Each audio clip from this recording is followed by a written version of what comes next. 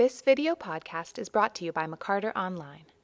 Quite a number of years ago, I did a revival of Showboat for my friend Harold Prince, and there was a lot of water involved. Okay, and I mean, in the perfect world, I would have, the ocean would, in this scene, there's this little stage. In the perfect world, if we were doing a movie, I would have it just, you play on this little stage, but actually it should be facing the other direction. It should be facing with the ocean behind it. That would be in the perfect world. But I didn't know how to do it that way. I tried all kinds of experiments on the Showboat, which was a big success as a revival and a favorite of mine. But I never did solve the problem of the water there. I mean, it never, we tried all kinds of ideas, and it all failed. So when this came along, I was starting working on it, I thought, well, I just can't go through this water nonsense again. I can't. So, so anyway, so I thought, well, I can't do the water, so let's think about what beaches are. Emily liked sand. And sand is really good to say the beach, and it's fun to play on sand. I mean, I think, I personally don't play on sand. I go to a beach club, think valet parking on the beach. But in any way, but sand is a nice floor. So then I thought, well, the easy way is just to reverse it.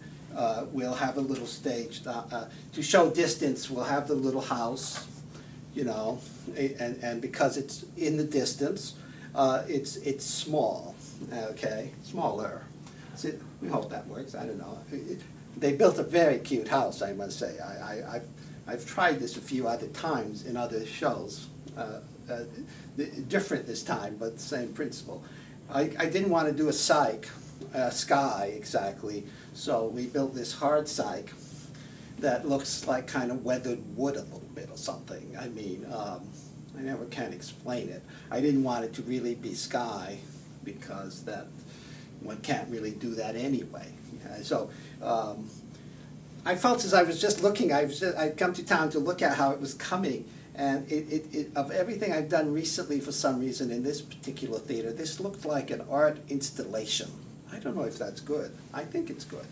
It certainly looked like comedy could happen in it, which I'd heard this play read way early on, with no scenery, no lighting, no costumes, no anything, and it was terrific. So we don't need it at all, to be truthful. It was just, you could just read this play on a blank stage, and it would be, would almost be as good in my book, but I'm a funny that way.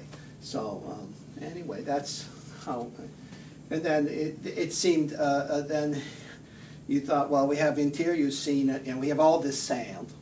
What do? Do we get rid of the sand? Impossible. It's too heavy, you know? That's why there are sandbags. It weighs a lot. So you can't get rid of the sand. So the next obvious thing was to, they have a one, the obvious thing was to, like, over here, just rip it apart. Who cares? It's only a model. And they're so heavy, made out of solid wood, well, just let's just fly it in and flip it down. Easier said than done, I must tell you. I thought they rigged it terribly cleverly.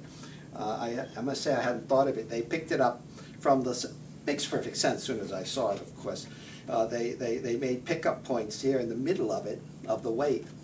So, it's two people can literally, it floats in and they can level it off and it sits down. Wonderful. And then this piece flies in to meet it, has some braces to keep it. Yeah. Actress comes out of the water here wet. That's always good. I always like water involved.